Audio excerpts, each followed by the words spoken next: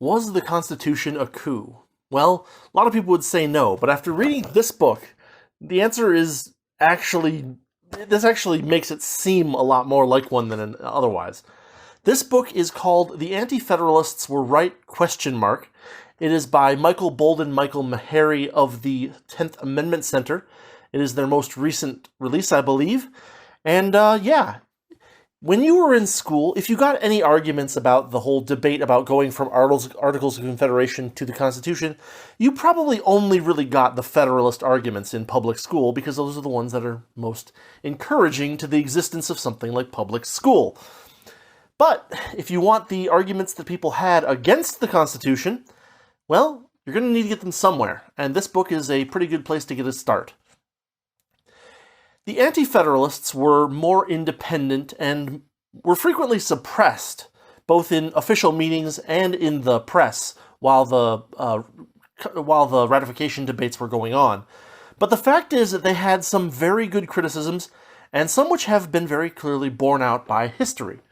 There's things like the dangers of taxing power, the dangers of a powerful federal judiciary, the dangers of standing armies, the problems with the Senate having the power to be both the trier and the jury for impeachment. This book focuses on 5 authors, or author groups, I guess you would call it. We have George Mason, we have Luther Martin, we have Elbridge Gerry, we have the Pennsylvania minority, which is a group, and we have Cato, who is probably a single person, but could be a group. I don't think anyone really actually knows for sure who Cato was back in the day. I mean, in the American Constitution day, not way old Kato. Anyway, this book is unique in that, I haven't heard that much from Luther Martin, to be honest, right? Despite being fairly well acquainted with a lot of this stuff, Luther Martin is not a name that I think of very frequently when I think about, the constitutional debate. And I don't really know much about what he said, at least not until I read the book. This book has a very large focus on Luther Martin. In fact, of the, I believe, 9 chapters or 10 chapters. Yeah, of the 9 chapters, 5 of them are inclusive of Luther Martin's work. The format of this book is a little different from what you might expect. Instead of simply printing essays and maybe having a little leaflet that says, here's the essay and giving some background and then giving some conclusions at the end, we actually get more of a narrative structure in this book. Ideas are punctuated by 1 to 2 sentence quotes, where Boldin and Maharrey will write, this is the thing that was going on, and then they will punctuate it with a quote of 1 or 2 sentences from the writer in question. While this saves on volume and certainly makes for more readable work, it does risk missing context and style, because one of the things that you will learn if you read any of these old writers is that they had impeccable and wonderful writing styles, and we get only a little taste of that. Another thing that I'm noting is that it would have really been nice to have kind of links to sources at the end. Even if it's like a bit.ly or something like that. Like I could type that in and be like, okay, here's Luther Martin's works where he talked about this kind of thing. But it's got this narrative style which is fun to read and not too demanding. From author to author, we start out with George Mason. His story is told from his refusal to sign through his writings on the flaws. He talks about a variety of things, but he focuses a lot on consolidation and the loss of the independence of the states. If we look at, say, page 16, he talks about the militia and martial law. So, quoting from the book now, Mason saw federal power over the militia as a straight road to martial law and a permanent standing army. This wasn't a technical quibble, it was the blueprint for military tyranny. In his letter to Jefferson, Mason pointed to, quote, the almost unlimited authority over the militia of the several states, end quote. Article 1, Section 8, Clauses 15 and 16, delegate to Congress the power, quote, to provide for calling forth the militia to execute the laws of the Union, suppress insurrections, and repel invasions, end quote, and, quote, for organizing, arming, and disciplining the militia, end quote. He warned that under the, quote, color of regulating, end quote, the federal government may or, quote, may disarm or render useless the militia, end quote. So Mason was worried that having federal control of the militia was a big problem, in the sense that it was going to create something like a standing army. And standing armies were a big problem for a lot of the founders. As I was saying, quote, from the book, that would make it more easy for the federal government, quote, to govern by a standing army, end quote.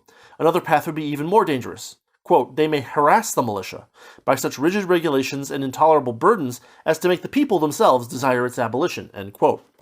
So we have things like that from George Mason, a variety of other things that he mentioned about the Constitution that are worth thinking about, I think. Then we have Luther Martin. The first chapter by Luther Martin is also focusing on consolidation and poorly defined powers and limits. For instance, over on page 26, we have a section labeled or titled "Intentional?" ? Martin said the Philadelphia Convention split into three camps, two of which joined forces against the states to push a system of, quote, great and undefined powers, end quote. The first group, the monarchists, wanted it all, a, quote, abolish and annihilate all state governments, and to bring forward one general government over this extensive continent of a monarchical nature, end quote. Few in this camp admitted it and, quote, openly avowed this sentiment, end quote. Martin said many more kept quiet but still held the same view, working in the shadows and, quote, covertly endeavoring to carry into effect what they well knew openly and avowedly could not be accomplished, end quote. After that, we get a chapter on Elbridge Gerry, where he talks about the blending of powers, where how the Senate has some executive powers, the executive has some legislative powers, and so on, and how that, according to his references through, say, Montesquieu, were a serious danger to the ability of the government to remain limited. He also talks about how the representation numbers of Congress were very, very small for such a large population, and it was very likely that bribery or corruption would gather and take over a small group, whereas a larger group would be harder to bribe.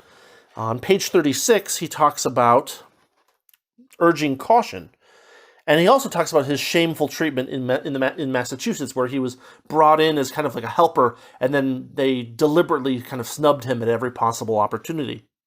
Don't see framers as infallible, Gerry warned. Even the most esteemed figures could make serious mistakes. Quote, a free people are the proper guardians of their rights and liberties, that the greatest men may err, and that their errors are sometimes of the greatest magnitude, end quote. He argued it was better to fix the Constitution's flaws before ratification than to gamble on future amendments that might never come. Quote, should a free people adopt a form of government under conviction that it wants amendment? Surely whilst they have the power, surely whilst they have the power to amend, they are not under the necessity of rejecting it. So we've got that, and then we've got him talking about how in Massachusetts they brought him in as an expert witness, and then he was silenced and facing character assassination. Gerry had two choices. Quote, thus reduced to the disagreeable alternative of addressing a letter to your honor for correcting this error, or of sustaining the injuries resulting from its unfavorable impressions, end quote. So, yeah, they basically character assassinated him while he was working for Massachusetts, and then later on, I believe it was Ellsworth, future Chief Justice Oliver Ellsworth, wrote a series of essays basically accusing Gerry of being making sneaky indirect attacks. So we get more on that. The following chapter, chapter 4, is Luther Martin again, where Luther Martin took up the sword and shield trying to defend Elbridge Gerry. Or Gary. It's gerrymandering, but his name was actually pronounced Gary, I believe is the thing. After Luther Martin defends Gerry, we have a chapter by the Pennsylvania minority. And this one is probably the one that is the most compressed, if not too compressed. We get talks from the Pennsylvania minority about how the convention exceeds the mandate. And this is what I was talking about when I was saying, was the Constitution a coup? In order to amend the Articles of Confederation, it required unanimous consent by the states. However, the Constitution was written such that it would begin to take effect before there was unanimous agreement by the states. Therefore, the charter of the Constitution is invalid from the perspective as amendments of the Articles of Confederation, which is what the people sent to the convention were sent for, to come up with amendments. If they come up with amendments that, by their own nature, are set up in such a way that they cannot be used as amendments for the Articles of Confederation, that's a coup and not a set of amendments. They talk about that on page 62. The Pennsylvania minority also talked about taxation, military, the lack of public participation and transparency, a whole bunch of problems they brought up. The next chapter is by Cato, or at least highlights Cato's essays, and he talks about urging caution, right? There's no reason to accept this thing if it's actually wrong. Let's wait till it's right to accept and ratify it. There's details about his, essay fight with Caesar, someone with pen name Caesar, who we think was Alexander Hamilton, and Cato fought back, of course, page 80. Cato fired back in his second essay, denouncing Caesar's argument as an insult to a free people. In a blistering critique, Cato accused Caesar of treating the people like groveling subjects begging for scraps from the king's table. Quote, he ridicules your prerogative, power, and majesty. He talks of this preferred constitution, proffered, P-R-O, as in handed to you, as the tender mercy of a benevolent sovereign to deluded subjects, or, as his tyrant namesake, of his proffered grace to the virtuous Cato.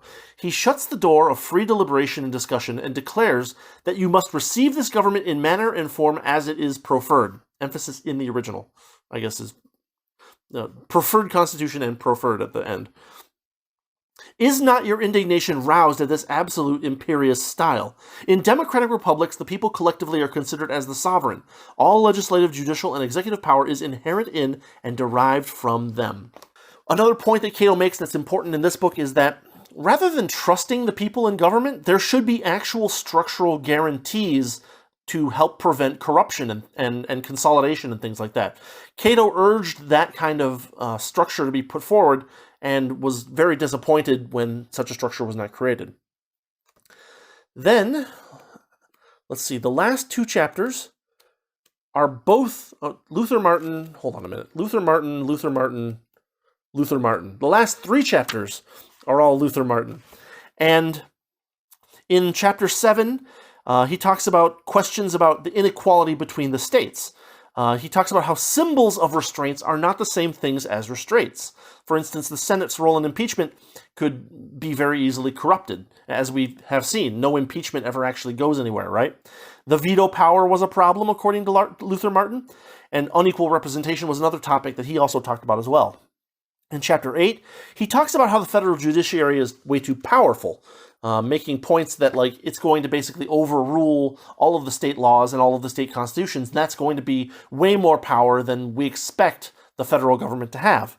And finally, in chapter 9, we get Martin's discussion about taxation powers, and how the federal government has been given way too much power to tax and drain the people. Actually, I think I can pull a quote out of here. It will, by the imposition of the variety of taxes, imposts, stamps, excises, and other duties, squeeze from them the little money they may acquire, the hard earnings of their industry, ... as you would squeeze the juice from an orange, till not a drop more can be extracted. The ending is a little bit abrupt. There is an introduction written entirely by Michael Boldin and Michael Maharrey. Then when we get to the end of chapter 9 with Luther Martin talking about taxation powers, the book just kind of ends abruptly and there's no wrap up at the end, which, whatever. But, we're here for the quotes more than anything else. So this was I think it was a good, worthy read. This book is a good source of Anti-Federalist quotables. I think it's worth reading, worth knowing this, especially if you see what has been done to the Constitution. This document that supposedly was to provide for a limited government has been turned into what we have today. And, the Anti-Federalists in a lot of ways predicted many of these issues that we're facing. It's a fun, kind of easy read on a very often neglected topic where, you hear a lot about the Federalists, you hear a lot about the arguments for the Constitution, you even get institutionalized discussion of the arguments for the Constitution in public schools, but you very infrequently hear about the Anti-Federalists, and oftentimes you hear about one isolated character making some isolated essay, as opposed to, in this case, we have, 5 different groups or characters writing multiple different essays over time. If you want to learn more about the fears that people had before the Constitution was ratified, about what the Constitution would do, this is a good starting point. Without like actual direction to sources, you will probably have to dig up some of the references yourself for further reading. But this is a good source for, quotables, because it really does pick up a lot of the like important quotes about the by the Anti-Federalists, right? Boldin and Maharrey kind of kind of set the stage, and then they provide quotes to show how these authors felt about these particular issues. And there's a decent amount of detail as well. Go check it out. It's worth a read, and yeah, hope you enjoyed. Thanks for watching, thanks for listening, and we will be back probably a little later this week with something else I'm working on. So have a good one, and I'll see you next time.